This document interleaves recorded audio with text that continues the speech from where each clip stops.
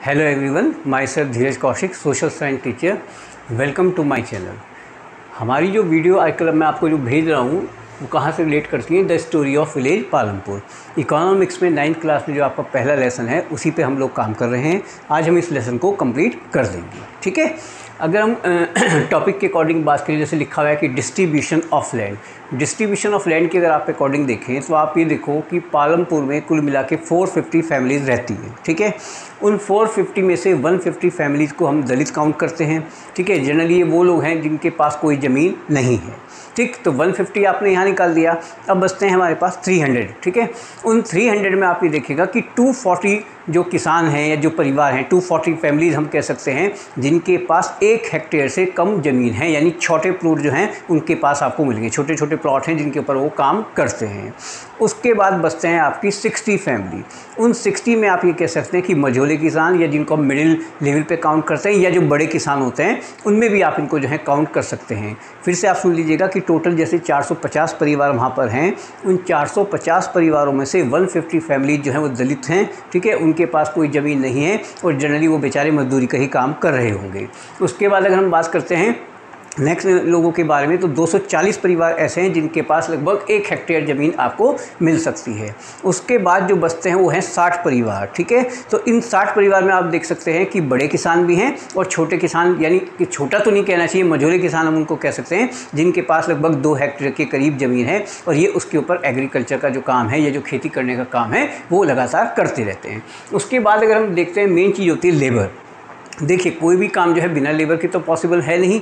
अब लेबर जो है 2 तरीके से आप प्रोवाइड करा कर सकते हैं। कैसे कि मान लीजिए गांव में जो रहने वाले लोग हैं, ठीक है, उनके पास कोई ज़मीन तो है नहीं, तो वो किसी भी किसान के पास जाएंगे और मजदूरी के बिहाफ पे जो है काम करना शुरू कर देते हैं। या फिर आप जो है लेबर को बाहर से भी हायर कर सकते हैं। आपने तय कर लिया कि भाई हम रोज़ के हिसाब से आपको पेमेंट करेंगे या पूरे 2 महीने का पेमेंट हम आपको करेंगे। कुछ किसान क्या करते हैं कि वो लोगों को जो है खाने के लिए खाना तो दे ही रहे हैं, डेफिनेटली पैसा भी देंगे। जब वो सारा काम पूरा हो जाता है तो मान लीजिए उन्होंने उनको 1 बोरी गेहूं की दे दी या 1 बोरी चावल की दे दी। तो लेबर जो होता है वो एक एसेंशियल पार्ट है जिसके बिना तो हम सर्वाइव कर ही नहीं सकते हैं। और एग्रीकल्चर का जो फील्ड है इसमें बहुत बड़े पैमाने पे आपको जो है ये मान लीजिए कि स्किल्ड लेबर भी चाहिए और अनस्किल्ड भी चाहिए। कहीं ना कहीं टेक्नोलॉजिकली भी आपको सोचना पड़ता है।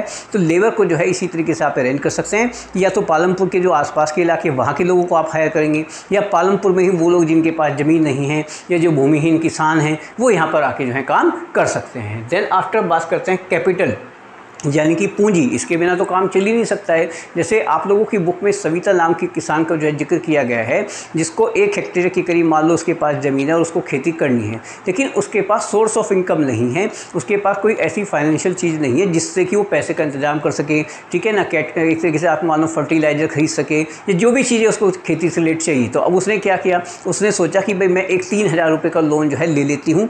तेजपाल सिंह नाम का एक बड़ा किसान है जिससे उसने मान लेते हैं कि भाई 3000 रुपये का लोन लिया है। अब आप देखिए कंडीशन क्या है। कंडीशन ये है कि 4 महीने के लिए उसे लोन दिया गया और 24% का ब्याज। 24% तो बहुत होता है। सो सोचने वाली बात है कि वो 24% कहाँ से देगी। और इसके अलावा एक और कंडीशन लगाई गई है कि भाई जब खेती का टाइम पीरियड चलेगा, जब फसल बोई जाएंगी या काटी जाएंगी, तो सविता को उसी तेजपाल के यहाँ खेतों में मजदूर के तौर पे भी काम करना पड़ेगा।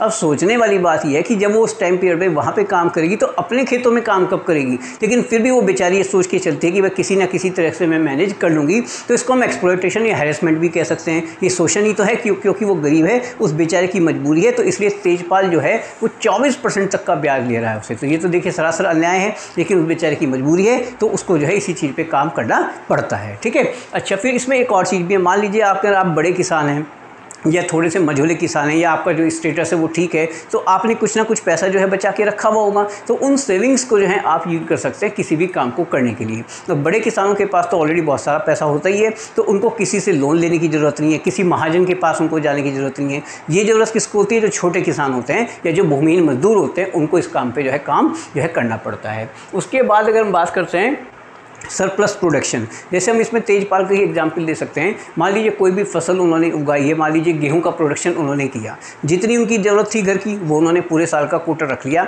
अब बाकी जो बचा हुआ है वो उनका सरप्लस है, एक्स्ट्रा है ना, अतिरिक्त है। तो वो क्या करेंगे, उसको मार्केट में जाएंगे, चाहे शाहपुर के मार्केट में जाए, चाहे जो है रायगंज की मार्केट में जाए, कहीं भी जाएँ, उसको बेचेंगे और उससे जो पैसा उनको मिलेगा वो उनका नेट प्रॉफिट हो गया। उससे जो है वो उसको अपने पैसे को जो है खाते में जमा कर देंगे और उस पर एक अच्छा इंटरेस्ट भी उनको मिलेगा। तो यानी सोर्स ऑफ इनकम उनका तो बढ़ बढ़ेगा ही बढ़ेगा, कम नहीं होता है। ठीक, अब अगर हम बात करते हैं नॉन फार्मिंग एक्टिविटीज़ की, देखिए हर व्यक्ति जो है पालमपुर का जो इलाका है या पालमपुर जो गांव है उसमें हर व्यक्ति एग्रीकल्चर या एग्रीकल्चर रिलेटेड इंडस्ट्री में तो काम कर नहीं रहा है। आप ये मानो कि लगभग 25% लोग ऐसे हैं जो नॉन एग्रीकल्चर कंसेप्ट पे काम कर रहे हैं। अब उसमें सबसे पहले हम डेयरी फार्मिंग की बात कर सकते हैं। मान लीजिए आपने एक डेयरी खोल दी है, आपके पास 4 गायें हैं, ठीक है जी, 2 भैंस आपने रख ली हैं और आपका जो है ठीक ठाक सेटिंग बाजार में हो जाती है, तो डेफिनेटली आप जो है दूध बेचकर जो है अच्छा पैसा कमा सकते हैं। इसके अलावा जैसे अगर हम स्टोरी के अकॉर्डिंग बात करें, शाहपुर के जो है बहुत सारे ट्रेडर्स हैं जिन्होंने अपने जो है एक तरीके से सेंटर या पॉइंट जो है एस्टेब्लिश किए हुए हैं आसपास के गाँवों में। वहाँ वो क्या करें कि दूध को कलेक्ट कर लेते हैं और फिर उसे बड़े बड़े शहरों में ले जाकर बेच देते हैं। तो इससे यहाँ लोगों को क्या फ़ायदा है कि भाई उनको इधर उधर दूध बेचने के लिए कहीं जाना नहीं पड़ेगा, एक जगह कलेक्शन सेंटर है, वहीं वो सारा दूध दे देंगे और उनको जो है उसका हार्ड पेमेंट भी तुरंत मिल जाता है। तो ये एक अच्छी एक्टिविटी हम उनके लिए मान सकते हैं। ठीक, उसके बाद अगर हम बात करते हैं शॉपकीपिंग, देखिए शॉपकीपिंग में आप हर तरह की इंडस्ट्रीज की छोटी छोटी चीज़ों को शामिल कर सकते हैं। मान लीजिए बहुत सारे लोग हैं जैसे वो परचून की दुकान जो है खोलकर बैठे हुए हैं, भाई जो भी हमारी रूटीन की चीज़ें होती हैं वो सारी जो है आपको इन दुकानों पे मिल जाती हैं। इसके अलावा अगर हम बात करें जहाँ पे जैसे बस स्टैंड का जिक्र भी किया गया है हमारी स्टोरी में कि जहाँ गाँव में बस स्टैंड है पालमपुर में, वहाँ पर कुछ लोगों ने क्या किया कि खाने पीने के सामान की दुकान खोली। जैसे आपने देखा होगा डिफरेंट सिटीज़ में भी आप देखते हैं, अपने शहरों में भी आप देखते होंगे कि भाई जहाँ पे रोडवेज होता है, रेलवे स्टेशन होता है, वहाँ पर खाने पीने के सामान की बहुत सारी स्टॉल बन जाते हैं। लोगों की सोच क्या है कि भाई कोई बंदा अगर इधर से जाएगा तो कुछ ना कुछ लेके जाएगा ही जाएगा। ठीक है, अच्छे इसमें जैसे अगर शॉपकीपिंग में भी आप देखते हैं कोई मान लो आपने परचून की दुकान खोली, कोई और छोटी मोटी कपड़ों की दुकान आपने खोली, तो कुछ ना कुछ सोर्स ऑफ इनकम आपका डेफिनेटली जनरेट हो जाता है। देन आफ्टर ट्रांसपोर्ट की अगर हम बात करते हैं, ट्रांसपोर्ट एक ऐसा फील्ड है जिसमें बहुत ज़्यादा प्रोग्रेस यहाँ पे हुई है पालमपुर में। आप ये देखिए कि अगर हम ट्रांसपोर्ट के अकॉर्डिंग बात करते हैं, बहुत सारे लोग वो क्या करते हैं कि गाँवों से जो है लोगों को एक जगह से दूसरी जगह पे ले जाने का काम कर रहे हैं। भाई कोई सामान उनको मिल गया कि मान लो आपको शाहपुर कोई सामान लेके जाना है, 4 सवारी भी आपने उसमें बिठा ली अपने साथ, तो उनसे भी आपको जो है पैसा जो है मिलना ही मिलना है। तो कुल मिलाकर जो है इस तरह की एक्टिविटीज़ जो हैं उसमें जो है लोग जो है लगातार काम कर रहे होते हैं। ठीक है, अच्छा फिर इसमें एक और चीज़ भी आप देख सकते हैं, स्मॉल स्केल इंडस्ट्रीज। ठीक है ना, स्मॉल स्केल इंडस्ट्रीज का भी हम यहाँ पे जिक्र कर सकते हैं, हालांकि वो यहाँ पे लिखा हुआ नहीं है प्रॉपर वे में ना, स्मॉल स्केल इंडस्ट्री मैं भूल गया लिखना इसमें।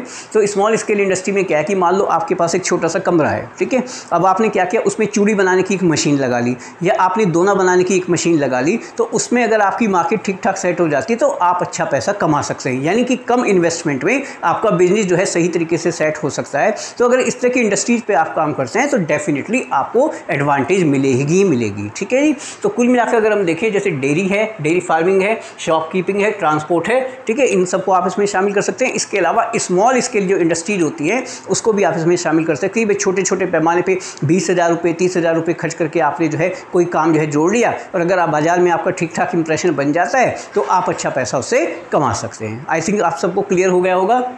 आज हमारे इस लेसन के सारे टॉपिक कंप्लीट हो गए हैं। ठीक है, आप लेसन को जो है अच्छे से देखते रहिएगा। 3 वीडियो में हमारा लेसन कंप्लीट हो गया है। ठीक है, आप चैनल के साथ बने रहें, ज़्यादा से ज़्यादा लाइक करें, शेयर करें और सब्सक्राइब करें। Okay, thank you.